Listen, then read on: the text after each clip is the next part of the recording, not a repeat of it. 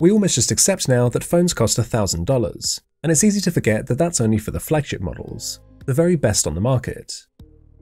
There are plenty of cheaper mid-range and budget-priced options that even share some of the same flagship features as those top-tier phones. But just how good is a budget-priced smartphone in 2021? Today we'll be looking at one that I've been using this year, the OnePlus Nord N100. This recently released smartphone is the cheapest option in the OnePlus Nord family, retailing for just $179. So in this video, I'll be covering all of the specs and features, how these compare to a flagship phone, and what it's like using a budget-priced smartphone in 2021. Let's take a look.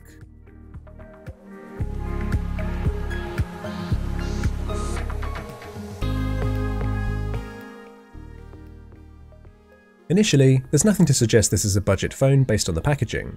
The N100 is very nicely presented and comes with all of the accessories you'd expect, like the paperwork, the SIM ejector tool, the classic red OnePlus charging cable, and even an accessory you might not expect, because unlike flagships in 2021, we still get the power adapter as well.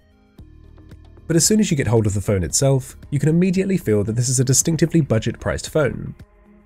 This has an all-plastic design, aside from the relatively weak Gorilla Glass 3 display, and although you can get some really premium-feeling plastics, like with the Galaxy Note 20 for instance, that's not what we have here. It's a plastic frame and a thin and cheap plastic back, which you can actually depress fairly easily with a bit of pressure. And with the speakers playing at a medium to loud volume, you can also feel the vibrations rattling through the back. This does make me question the long-term durability of a phone like this, especially since there's also no water resistance here, and it's easy to forget that, as with phones of the past, you'll need to be careful using this out in the rain.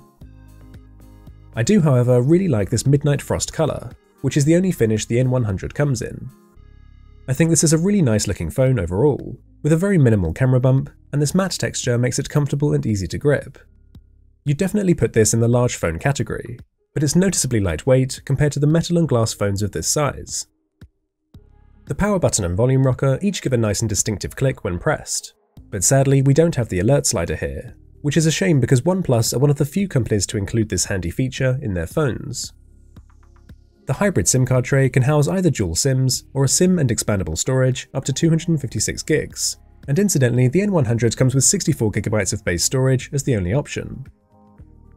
We also have a stereo sound system with the front and bottom firing speakers, the USB-C charging port, and another feature you won't find in a 2021 flagship, a 3.5mm headphone jack. The speakers get plenty loud enough for phone calls or films, and sound okay, but having a headphone jack again really is a welcome feature. Samsung are going toe-to-toe with Apple's AirPods Pro with the release of their new noise-cancelling true wireless earbuds, Galaxy Buds Pro. They're very similar to AirPods in both their premise and the feature set, offering exclusive features to Samsung devices and new additions like 360-degree. As for the display, this is a bit of a mixed bag. We have a flat 6.52-inch all-screen design with a corner-placed hole punch, which isn't too far off a flagship design. It's just a relatively large chin that gives it away. You'll find no fancy under-display fingerprint sensor here, as the phone instead has a rear-facing sensor we're used to seeing in older phones. It's not the fastest or the most reliable in the world, but it works reasonably well and is placed where my finger naturally rests. The screen specs are obviously lacking far behind a flagship phone, but it's a surprisingly bright and colourful display, and the most surprising addition to me is the 90Hz refresh rate. The biggest drawbacks are 1, that this is an LCD panel as opposed to OLED, so the contrast and HDR is lacking, but also that this is only a 720p panel, which you can really notice on a screen of this size. It's mostly luxury quality of life perks that are missing here though, and this display is perfectly usable, it just struggles outdoors in bright sunlight. You can still change up the display's white balance, including with some customizable night and reading modes, and there's an ambient display mode that activates when you lift the phone, as opposed to a full always-on display. The 90Hz refresh rate is really the most puzzling part of this display, and though initially a welcome surprise for a budget phone, it quickly becomes clear that the processor just isn't up to supporting it. So this phone is packing a Snapdragon 460 chip with the Adreno 610 GPU, an entry-level processor that definitely makes this phone feel like a budget device. You get hints of that super smooth 90Hz refresh rate, swiping between home screens, using the control center, and browsing your apps in the switcher.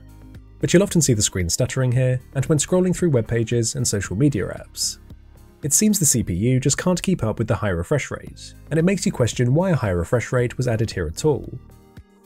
The 4GB of RAM feels pretty restrictive too. You'll often need to wait for your apps to refresh if you're holding a few open in the background, and you'll also be met with some lag opening apps, loading web pages, and if you try to multitask. If you were hoping for high refresh rate gaming, you can just forget it.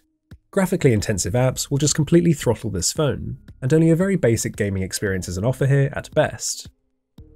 If we look at the benchmark results, this is, unsurprisingly, a very low performer, pushing out a laughable 1.5 frames per second average in the 3D benchmark test. And if I show you what the latest Snapdragon chip clocks in at, this should give you some context. So this phone is clearly geared towards a light user. Data transfer speeds will be considerably slower than flagship standards too, with the older UFS 2.1 storage, no Wi-Fi 6, and perhaps most importantly, no 5G support.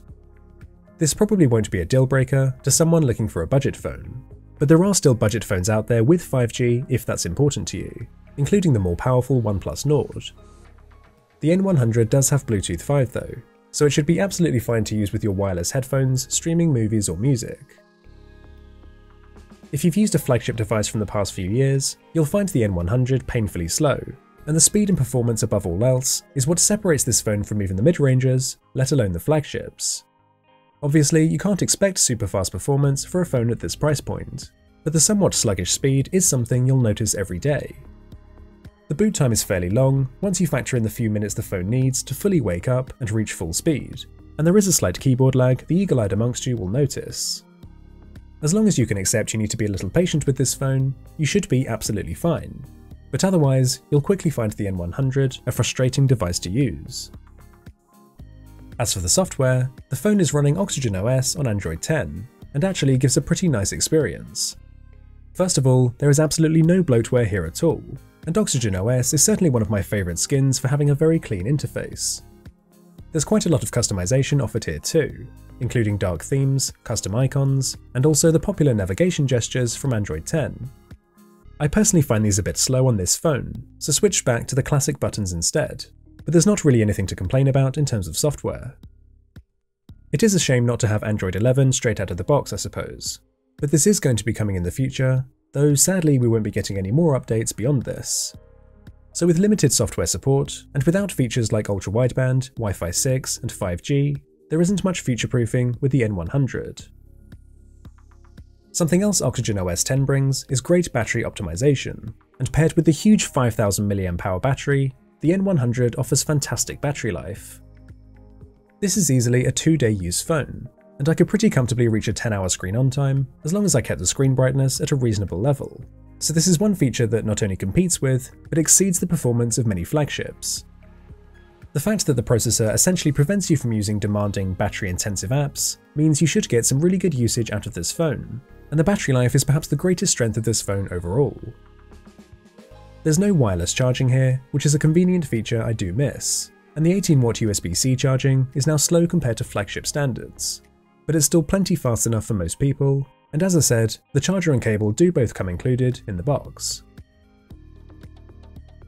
Despite being billed as having a triple lens camera setup, the N100's camera is probably not what you're expecting, and I'm sure many of you are wondering what the photos taken on a $180 smartphone actually look like. The 13-megapixel main lens is the only one you need to worry about, because the 2-megapixel macro and the unusual bokeh lens, designed to enhance portraits, are both pretty redundant. Photos have an overly saturated and high contrast look, which makes for very colourful, if not realistic photos. Autofocus isn't especially fast or accurate, and there's a distinct lack of sharpness here too. But the defining characteristic is completely crushed black levels, a feat we saw glimpses of with the flagship OnePlus 8 last year. The overly dark shadows create this high contrast, very processed look, and if we compare this to something like the Galaxy S21 Ultra, you can really see the difference in quality. Galaxy phones are by no means the king of true-to-life photos, but the difference in sharpness and dynamic range is pretty clear. Dynamic range especially is lacking from the N100 photos, but there is still an HDR mode which does a reasonable job of bringing down overexposed highlights, and in these photos here, you can see how HDR mode reveals the blue sky in the background. As you might expect, there's no night mode in this budget phone, and since the main lens isn't especially wide in the first place, the camera does struggle in low light situations. so no surprises here. The macro lens for me is almost pointless, and we've seen before how these cheap macro lenses are essentially only added to these phones so that companies can claim stats like triple lens camera. But image quality is pretty poor, photos are dark and noisy, and you're much better off just taking shots on the main lens and then cropping in for a better effect. The S21 Ultra doesn't even have a dedicated macro lens, but the software macro mode still gives much better quality results than the N100. And finally, the portrait mode struggles as well, and the extra sensor that's supposed to enhance portrait mode doesn't seem to have much of an effect. The phone just applies a blanket blur around the subject, regardless of the distance. This does mean that the camera doesn't miss tricky areas like between my arms, but it's not a very natural look.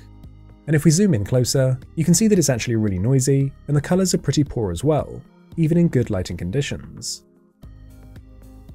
The video quality suffers quite a lot too, not just for the fact it's capped at 1080p and 30 frames per second, but mainly because there's no optical image stabilization, so handheld video quickly becomes very shaky and unstable. There's a lack of sharpness again here, even factoring in the lower resolution, so don't expect any great results for video.